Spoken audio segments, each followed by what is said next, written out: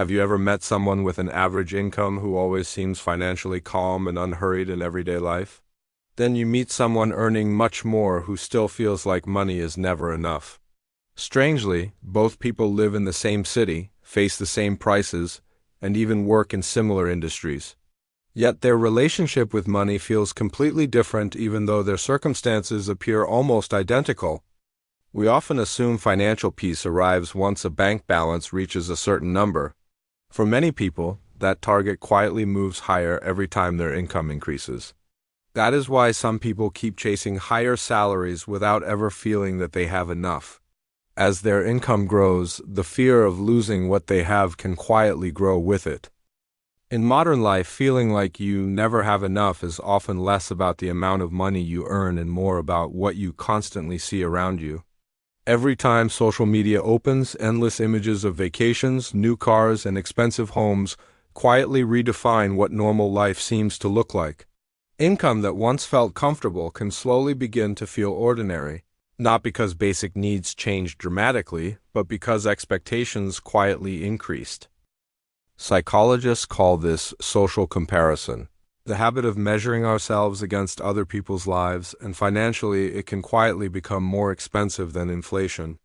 When success is measured by other people, satisfaction becomes difficult to hold because someone else always appears to have something newer or bigger. This is where financial scarcity often begins, because the bank account may still have money while the mind continues to believe something is missing. The more people try to erase that feeling by buying something new, the faster the feeling quietly returns because only the purchase changed, not the mindset. Consumer culture is designed to keep people feeling not quite satisfied because lasting contentment creates fewer reasons to keep buying. The biggest challenge may not always be a paycheck that is too small, but the absence of a personal system that protects financial peace of mind. That system does not begin with massive investments or a six-figure salary, but with small habits that usually attract almost no attention at all. Quiet habit 1 begins with something surprisingly simple. People who rarely feel financially short almost never make shopping decisions while their emotions are running high. They usually wait at least 24 hours before buying anything that is not urgent because emotions often disappear faster than a credit card balance. Many purchases that feel essential today often lose much of their appeal by the following day, making time a quiet filter between need and impulse. This small routine does more than reduce spending because it also strengthens the ability to let passing wants come and go without acting on them. The second habit is even quieter because they regularly spend money on things that almost nobody else ever notices. They pay for courses, books, better health, better sleep, or new skills, even though the value is not immediately visible and keeps building over a longer time horizon.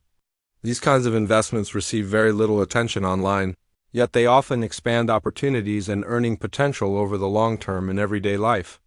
There is a clear difference between buying something to appear successful and buying something that supports personal growth over time. Without much notice, both habits quietly build the same foundation by reducing financial pressure rather than simply increasing the amount of money. There is still another habit ahead, one that intentionally makes money harder for its owner to reach in everyday situations. Quiet habit number 3. Make money harder to reach. The third habit sounds slightly unusual because financially calm people intentionally make their money less accessible. They avoid keeping every dollar in the same account they use for everyday spending because money that is easier to reach is often easier to spend without much thought. Some people even use separate accounts without debit cards or frequently opened apps because the extra delay gives logic more time to catch up with emotion. Behavioral finance experts describe this approach as creating friction because a small obstacle can interrupt an impulsive financial decision. A data analyst in Chicago once moved investment funds into an account that required several business days to withdraw, making it harder to treat investments like an emergency ATM. The amount of money stayed the same, while the distance between a temporary urge and a financial decision became larger. Quiet habit number 4. Buy time instead of status. This next habit rarely receives praise because these people prefer purchasing time rather than social status. They willingly spend money to reduce stress, shorten travel time, or improve long-term quality of life instead of trying to look successful. Society often measures wealth by visible possessions, even though financial calm usually comes from decisions that nobody else ever sees. Both habits point toward the same idea because they are designed to make emotional financial decisions less likely, rather than making someone appear wealthy. At this point, you may start noticing a pattern. None of these habits are designed to make you appear more successful, only less likely to panic when money becomes stressful. That is why this framework is called the wealth buffer system, because its focus is not rapid wealth but adding protective layers that make everyday life more stable over time. The first layer is called the defensive buffer, where habits that reduce risk, impulsive spending, and financial pressure all belong. The 24-hour rule, separate accounts, and avoiding validation-driven lifestyles all fit inside that defensive buffer, even if their value is not obvious right away. The economic crisis of 2020 reminded many people that those with financial buffers were not always the highest earners, but often the ones who created breathing room before volatility arrived. The lesson sounded simple, yet reserve money protected not only bank balances, but also the quality of decisions made under pressure.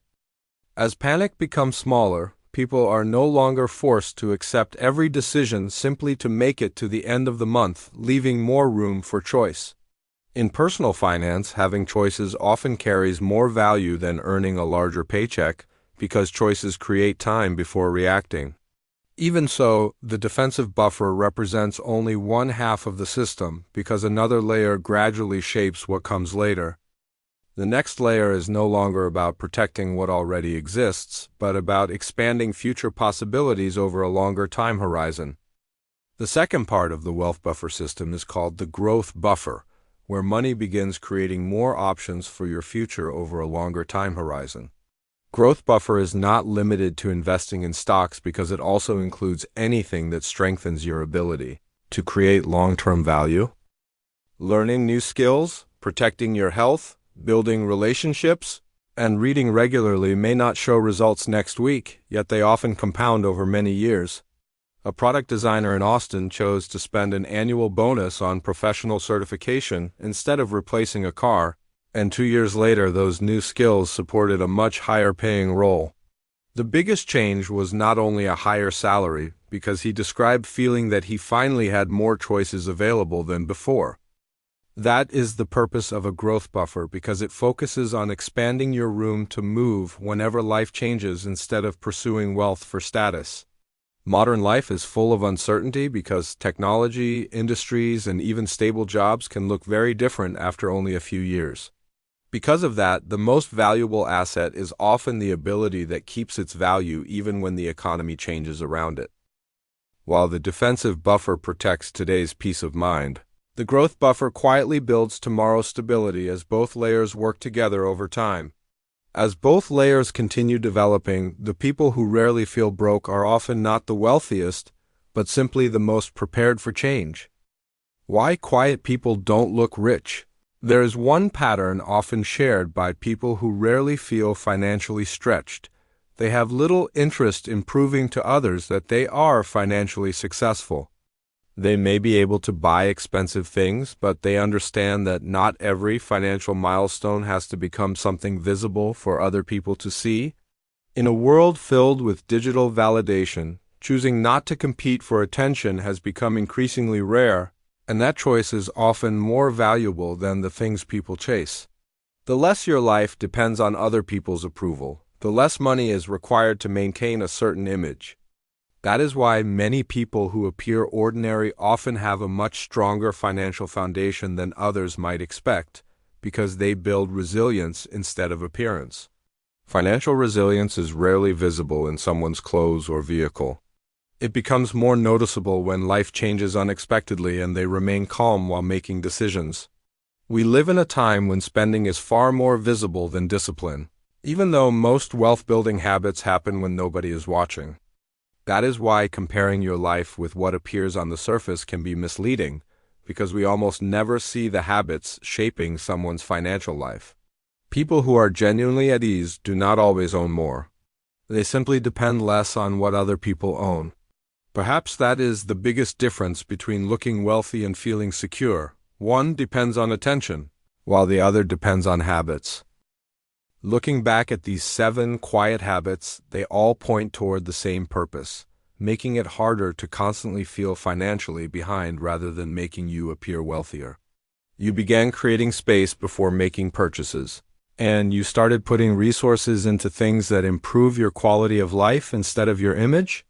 You made money less accessible to short-term impulses while placing greater value on time, health, and peace than temporary status. After that came a defensive financial buffer against unexpected pressure, followed gradually by a growth buffer that expanded future choices over a longer time horizon. None of these habits changes life overnight, but together they resemble compounding that becomes easier to notice over a longer time horizon. Small habits are often underestimated because their effects stay difficult to notice at first, even though larger changes usually begin that way. The world may continue presenting reasons to feel like you never have enough, even as that mindset keeps appearing around you. Feeling that you have enough does not mean growth stops. It simply separates progress from the pressure to appear more successful than everyone else. As your habits gradually changed, your relationship with money shifted as well, along with the way everyday life appeared over time. Perhaps the hardest form of wealth to measure is not the largest account balance, but the absence of constantly feeling financially short. A constant feeling of not having enough does not always mean poor money management, because modern life often keeps suggesting that whatever you have is never enough. The encouraging part is that this way of thinking does not have to remain permanent, even if it has been repeated for a long time. You do not have to adopt all 7 quiet habits at once, and beginning with just one still reflects the same idea. Financial calm is associated with many small decisions that continue to repeat quietly instead of arriving all at once. If this perspective on money felt different, the margin aims to keep exploring the psychological side of modern financial life. If you enjoy this type of discussion, subscribing simply helps you follow future conversations about work, investing, wages, and everyday living costs. Which of the 7 quiet habits feels most likely to influence your own life, and which one feels the hardest to keep doing consistently? Thank you for spending these minutes with the margin, and until next time, thank you for being here today.